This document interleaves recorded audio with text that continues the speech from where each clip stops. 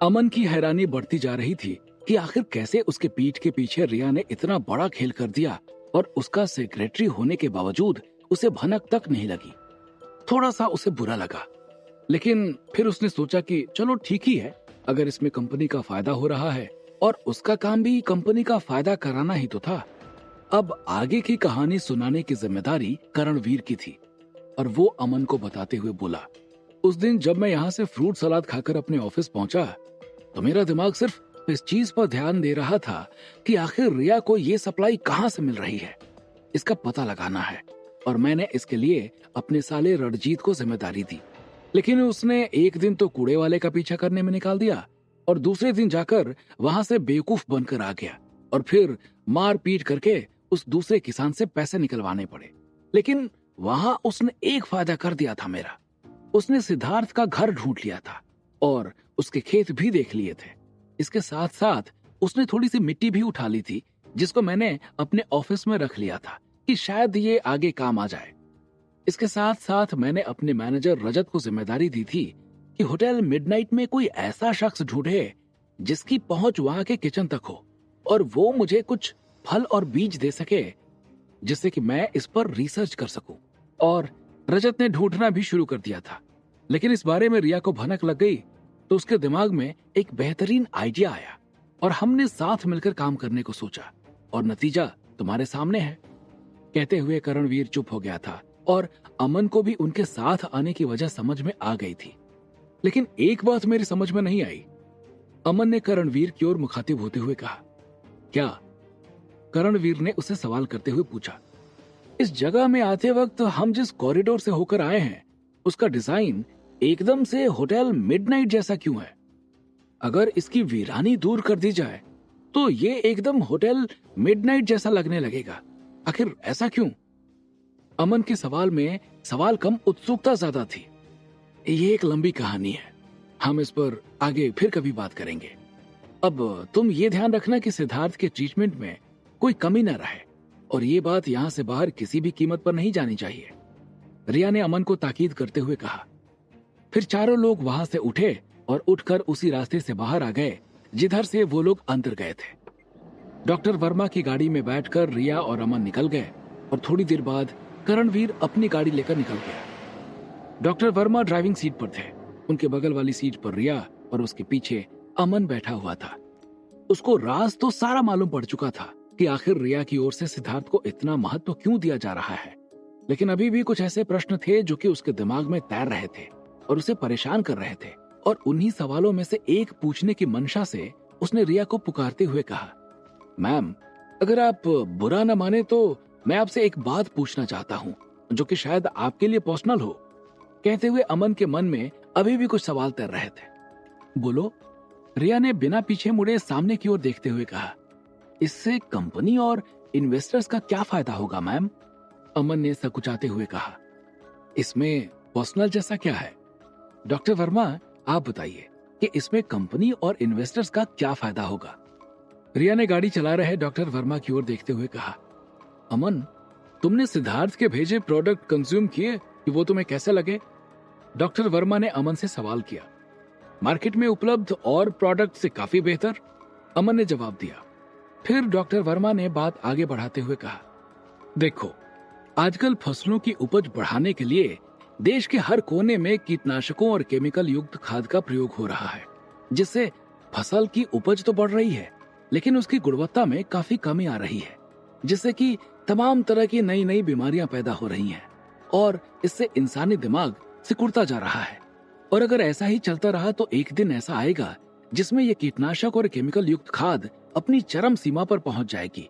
और सोचो, जब ये चरम सीमा पर होगी तो उसके बाद क्या होगा? खेतों में फसलें उगनी बंद हो जाएंगी, जनसंख्या बहुत अधिक होने की वजह से लोग भुखमरी और बेरोजगारी के शिकार हो जाएंगे, बची खुची इंसानियत भी खत्म हो जाएगी और लोग एक दूसरे पर हमले करने से नहीं चूकेंगे। अगर कुल मिलाकर देखा जाए तो धरती पर इंसानों और इंसानियत दोनों का भविष्य खतरे में नजर आ रहा है।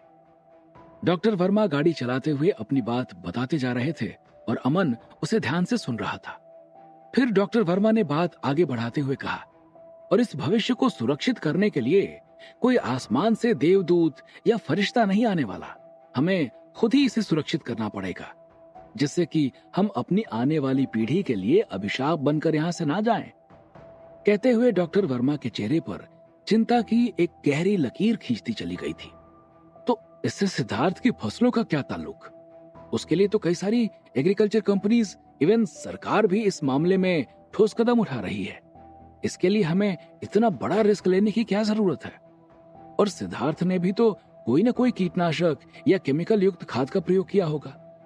अमन ने डॉक्टर वर्मा से अगला सवाल किया। ताल्लुक है अमन, बिल्कुल ताल्लुक है। और रही जहां तक सिद्धार्थ के कीटनाशक और केमिकल युक्त खाद का प्रयोग ना करने की बात, तो यही उसके फसलों की यूएसपी है। किसी भी प्रोडक्ट में हमें इसके कोई ट्रेसेस नहीं मिले हैं, और कुछ फल तो इतने हाई लेवल के फाइबर और बाकी पोषक तत्वों वाले थे जो आज तक मैंने कहीं सुने और देखे नहीं थे। डॉक्टर वर्मा ने संयमित तरीके से अमन की बात का जवाब देते हुए कहा, फिर आगे बोलना शुरू किया। तुमने जो हमारी कंपनी और शेयर धारकों के लिए जो चिंता जाहिर की थी, उसका जवाब सुनो। कुछ लोग जो कि प्रकृति के बारे में सोचते हैं और अपने स्वास्थ्य को लेकर कॉन्शियस है, वो लोग खाने के लिए ऑर्गेनिक फसलों को खरीदने पर ध्यान दे रहे हैं। हालांकि ये उतना कारगर नहीं होता, क्योंकि किसी न किसी रूप में इसमें केमिकल शामिल हो जाता है। लेकिन केमिकल युक्त खाद और कीटनाशक से उगाए गए फसलों से ये 1000 गुना सही होता है। अतः इसे लोग बढ़ावा दे रहे हैं और हमारी सरकार भी इस चीज में सहयोग कर रही है।